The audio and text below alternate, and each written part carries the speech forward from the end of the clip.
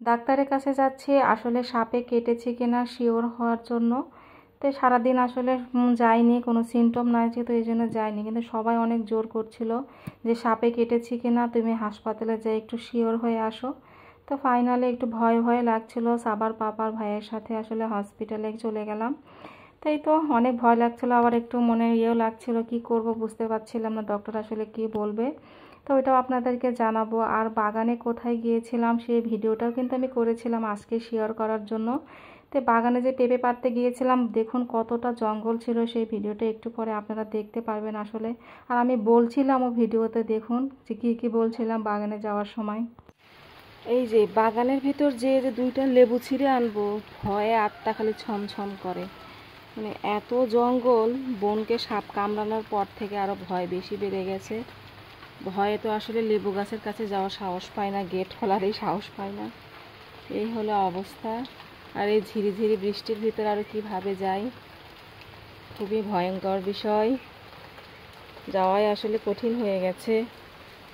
তাও কি করব, বাজার নাই বাসায়, কিছুতে একটা রান্না করতেই হবে।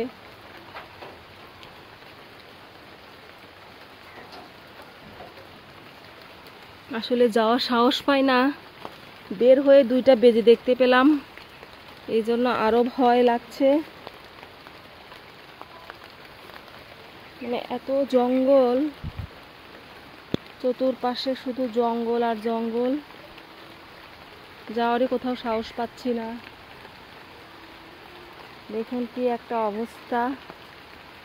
এই যে গাছে পেয়ারা ধরে আছে, কিন্তু পেঁপে পাড়তে হবে। বাসায় বাজার নেই, কি রান্না করি, বাসায় মেহমান এসেছে।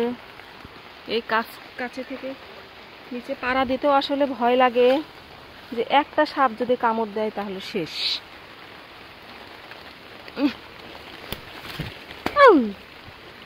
যাই হোক, পারতে পেরেছি।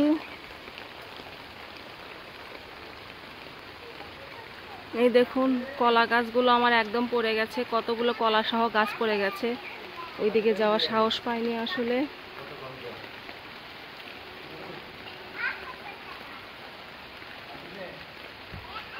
দেখেছেন কি ভয়ঙ্করটাই না হয়েছে জঙ্গল।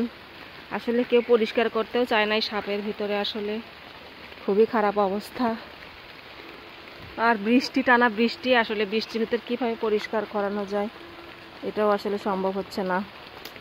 যাই হোক চলুন, একটা পেঁপে পেরেছি, আর একটা ছোটো মোটো পেরে নিয়ে রান্নায় যাই। বাসায় যেহেতু রান্নার কিছু নাই। এই যে দেখতে পাচ্ছেন, আমি কিন্তু ওই পেঁপের গাছটা দেখতে পাচ্ছেন কি ভয়ানক জঙ্গল, ওইখানে গিয়েছিলাম অনেক সাহস করে আসলে পেঁপে পাড়তে। মানে এতটা জঙ্গল ছিল আমাদের বাগানে, ওই পাশে গিয়েছিলাম। তাই হোক পেরে এনেছি, মাংস ভিজিয়েছি, তাও খেয়াল করিনি যে পায়ে আসলে কি এমন হয়েছে, ওইদিকে খেয়ালই করিনি আসলে। তখন আসলে তাড়াহুড়ো করে ভয়ে ভয়ে গিয়েছিলাম জঙ্গলে।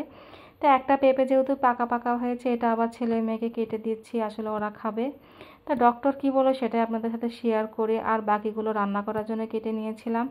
তো ডক্টর বলল যেহেতু এইরকম সাপে কামড় দিলে মুখ দিয়ে নালা বের হয়, হাত পা জ্বালা পোড়া করে, 1-2 ঘন্টা পরেও নাকি সাপের ইয়েটা বোঝা যায়, সিমটম দেখা যায়।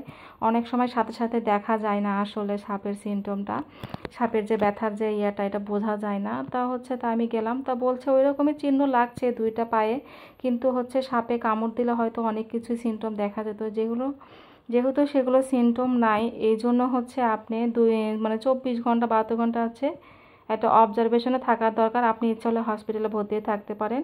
এটা যদি শরীর একটু খারাপ লাগে, যদি দেখেন কোনো রকম সিমটম দেখতে পারেন, তাহলে আপনি হসপিটালে চলে আসতে পারেন। যেহেতু কোনো সিমটম দেখা যাচ্ছে না, 5 ঘন্টা পর্যন্ত একটা সাপের একটা বিষের থাকে, যেহেতু সাপের ওই রকম কোনো দেখা যাচ্ছে না।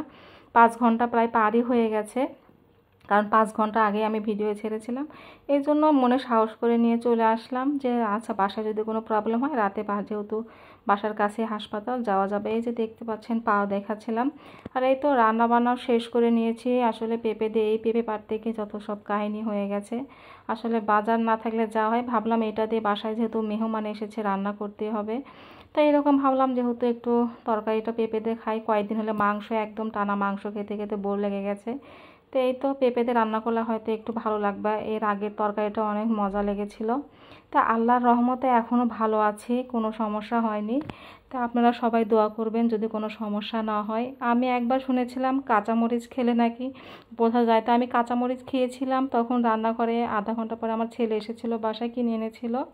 তা খেয়েছিলাম, আমার তো কোনো ঝাল ঝাল লেগেছিলো, আসলে ঝাল লাগেনি তা নয়, ঝাল লেগেছিলো। এটা ডক্টরকে বললাম, আসলে অনেকে পরে শুনলাম শুকনো মরিচ খেতে হয়। তো এই তো শরীর একটু খারাপও লাগছিলো। মানুষের মনে হয় না যে সাপে কামড় দিলে মানুষ বিষে কতটা না হয়, মানে মানসিকভাবে ভিতরে ভিতরে মানুষের প্রচুর সমস্যা হয়। আমারও ঠিক তেমনই হচ্ছিল। সবাই ভালো থাকবেন।